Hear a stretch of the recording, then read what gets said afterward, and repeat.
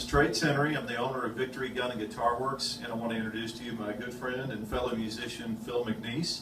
And anyway, Phil, let's talk a little bit about what you have here. Looks like a nice little Nash bass. Why don't you tell me about it, because I'm not sure exactly what it is. Okay, well, what we have is a Nash TB-68. And Nash, what they've done is they've duplicated something from Fender guitars. Fender in 1968 duplicated the 1951 Fender P bass.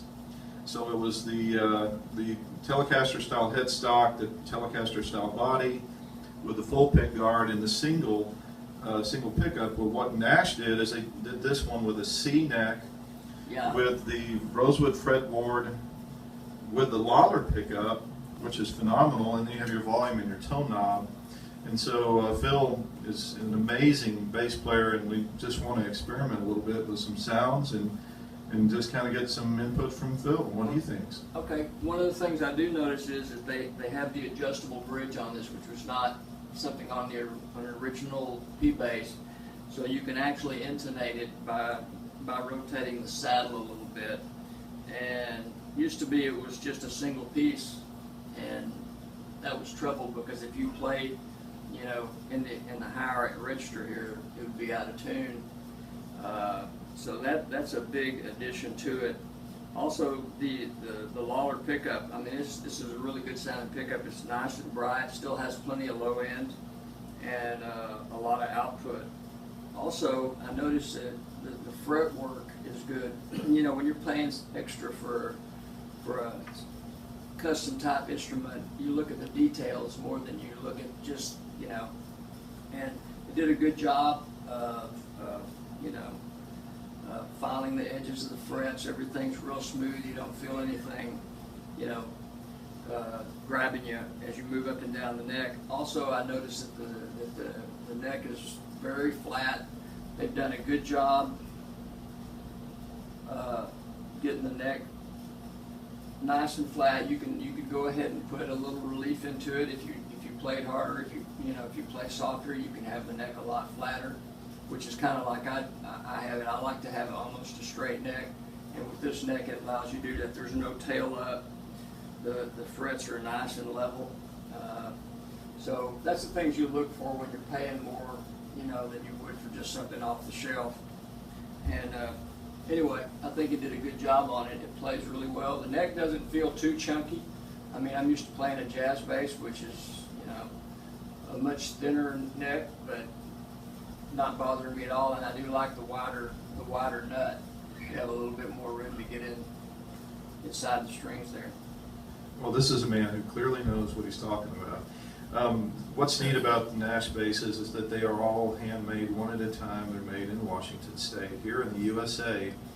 And so when a person walks up to our amazing wall of guitars here, it's at first glance everyone thinks that this is a vintage, old Fender bass. And that's kind of fun, because when you're playing live, to bring an old Fender vintage bass, what would that be like cost-wise if you were to carry one of those up to a gig? Well, it could be bad, especially if anything happened to it. I mean, you know, a really vintage, anything, you know, pre-CBS is going to be worth a lot of money, and you know, $10,000 to $15,000 easily is what you could have into the bass, and way more if it was a real old, you know, like an actual 51 or something like that. It would be, you wouldn't want to risk it. And then the fun thing, of course, Nash is known for aging their basses and their guitars to make them look like their period. Where Fender, you know, custom shop, they might sell something new like this for $6,000, $7,000, $8,000. Nash makes them a lot more affordable to the everyday working musician who wants very high performance, but they want something that looks really, really good. So anyway, let's listen to Phil rock out on this a little bit.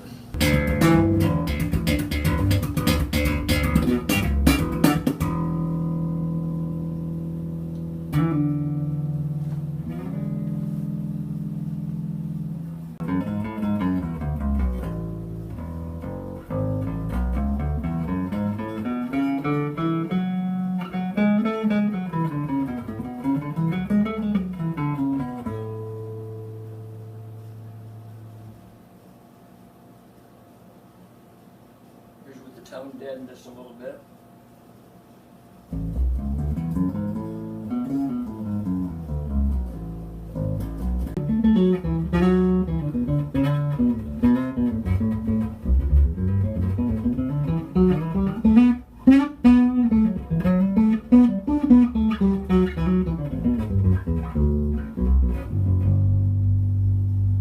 Pretty even all over the fingerboard. Let's see, here we go.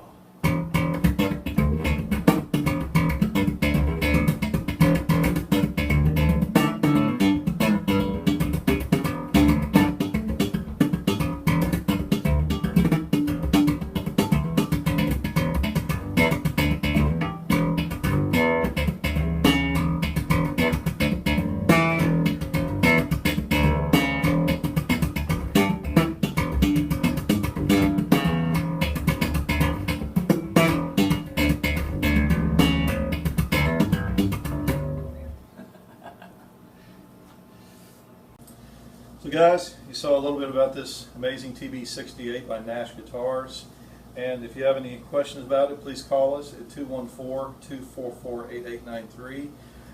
Also follow us on Facebook, Twitter, Instagram, and Pinterest.